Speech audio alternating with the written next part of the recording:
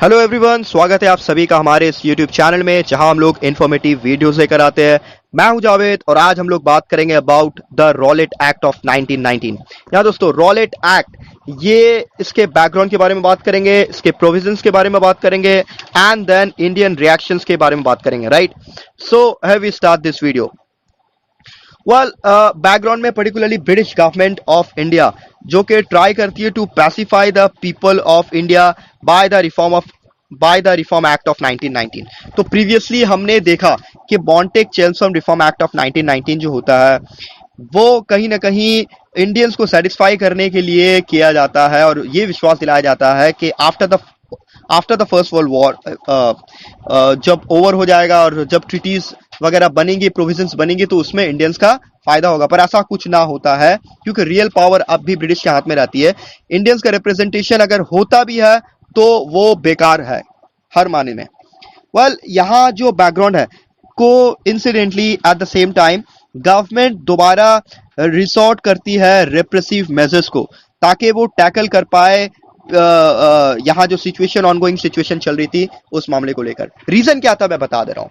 एक active phase of nationalism already start हो गया था। रीजन ये है कि जलियांवाला बाग मैसेकर हुआ, right, and then previously Montagu Chelmsford reform act design तो किया गया, स्ट्रक्चरली एडमिनिस्ट्रेशन के बारे में बताया तो गया, लेकिन ये हिंदुस्तानियों के हक में नहीं था। Right, and previously Gandhi ji ने भी एंट्री की थी जब के 1915 में वो हिंदुस्तान में वापस आए थे and subsequently 3 consecutive movements, Satyagraha movements उन्होंने लॉन्च किया और कामयाबी हासिल की उसमें। तो लोगों को अब एहसास हो गया था कि अब इंडियन पॉलिटिकल सिनेरियो में एक ऐसा पॉलिटिकल फेस उभर कर सामने आया है जो इंडिया फ्रीडम स्ट्रगल को एक नया रुख देगा, एक नई शक्ल देगा। राइट, सो लोगों में एंड प्लस दूसरे पॉलिटिकल पार्टीज में भी हलचल मच गई थी इस बात को लेकर। ब्रिटिश गवर्नमेंट भी हर तरीके से अपने रेप्रेसिव एंड सप्रेसिव पॉलिसीज को अडॉप्ट करी थी because of the impact of the first world war. First world war के बाद ब्रिटिश इंपीरियलिज्म पर्टिकुलरली बहुत ज्यादा कमजोर पड़ गई थी और अपने मीन्स को बहुत हद तक पूरा करने के लिए उन्होंने बहुत सारे मेजरेबल स्टेप्स को फॉलो किए, ऑपरेसिव एंड सप्रेसिव पॉलिसीज को अडॉप्ट किए।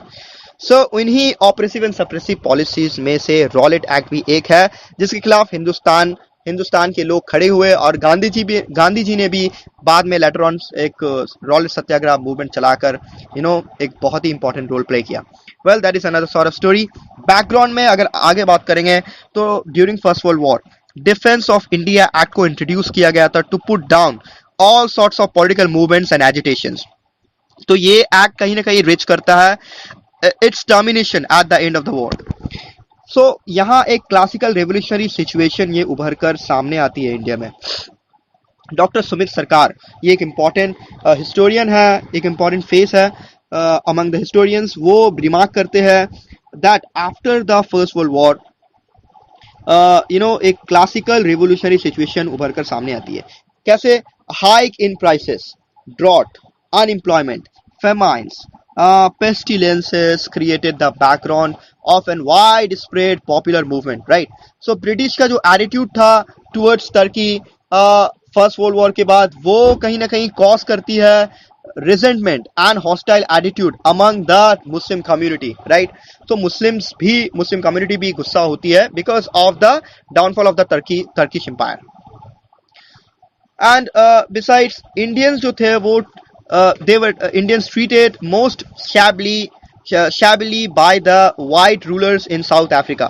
This caused much resentment among the Indians also. और भी बहुत सारे फैक्टर्स है। For example British government thought of introducing a punitive law and formed a committee for this purpose in December 1917 with Sir Sidney Rowlett जो कि जज होते हैं इंग्लैंड के and its president, right?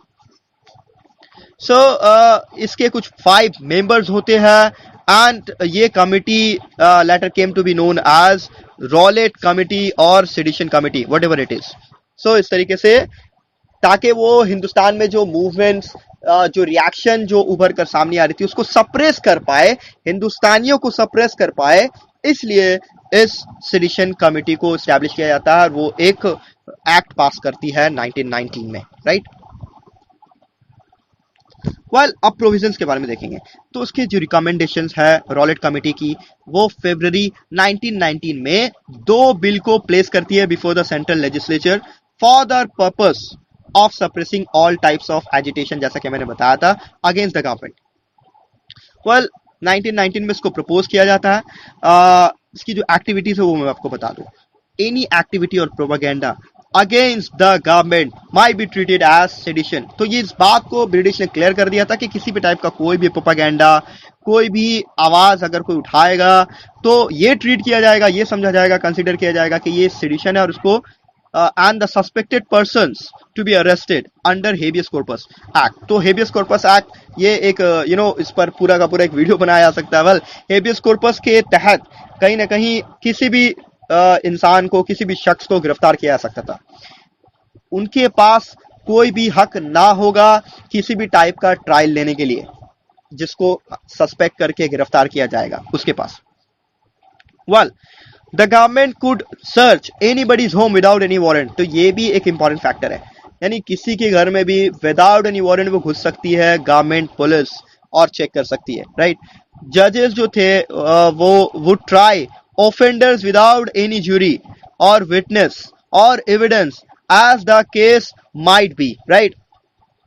तीसरा जो था, offenders would be deprived of any right, यानी अगर कोई गुनाहगार भी है या फिर उसको सस्पेक्ट भी किया गया तो वो डिप्राइव होता है अपने राइट्स ऑफ अपील को लेकर, राइट। और दूसरा, हायर कोर्ट में वो अपील नहीं कर सकता है अकॉर्डिंग टू दिस एक्ट। तो ये एक्ट पास हुआ डिफाई करते हुए combined strong protest by the Indian members of the central legislative assembly of both government and non government categories on March 18। जी दोस्तों, 18 मार्च 1919, 18 मार्च 1919 में इसको आखिरकार ये किया गया। ये जो एक्ट था बेसिकली इसको रॉलेट एक्ट के नाम से हम लोग जानते हैं। In short, after the enactment of this tyrannical act no trace of individual freedom remain for the Indians. तो कहीं ना कहीं इसको ब्लैक एक्ट के भी नाम से हम लोग जानते हैं दोस्तों। वेल अब इंडियंस का रिएक्शन क्या रहा? इंडियन जो लीडर्स थे registered vehement protest against this inhuman act. S N. Banerjee यानी सुरेंद्र नाथ बैनर्जी, उन्होंने प्रोटेस्ट किया against this act. Mohammad Ali Jinnah, Madan Mohan Malaviya and Mazharul Haq जैसे लीडर्स ने रिजाइन किया लेजिस्लेटिव काउंसिल से। एंड जिन्ना डिस्क्राइब करते हैं this act as most unbecoming of a civilized government, right. Amrita Bazar Patrika call this act a gigantic blunder। New India and the Hindu Madras Chennai, ये the Punjabi of Lahore, Bombay Chronicle condemn करती है इस एक्ट को। सर नारायण चंद्रवर्कर रिटायर्ड जज होते हैं बॉम्बे हाई कोर्ट के, वो डिस्क्राइब करते हैं इस एक्ट को एज अननेसेसरी एंड इनकॉन्ग्रुअस। बाल गंगाधर तिलक, लाला लाजपत राय भी कंडेम करते हैं इस इनह्यूमन एक्ट को लेकर। गांधी जी गेव इस तरीके से इसके रिस्पांस में फाइनली गांधी जी वो एक मास एजिटेशन को लेकर मुल्क के अलग अलग कोने में लोगों को पुकारते हैं अपनी तरफ। And then so the Rowlatt act opened a new era, a new chapter, a new leadership in India struggle for freedom. और इस तरीके से इसके रिस्पांस में ही रॉलेट सत्याग्रह गांधी जी 1919 में ही फौरन लॉन्च करते हैं। सो टिल देन अगर आपको वीडियो पसंद आया है so please like and subscribe. Thank you very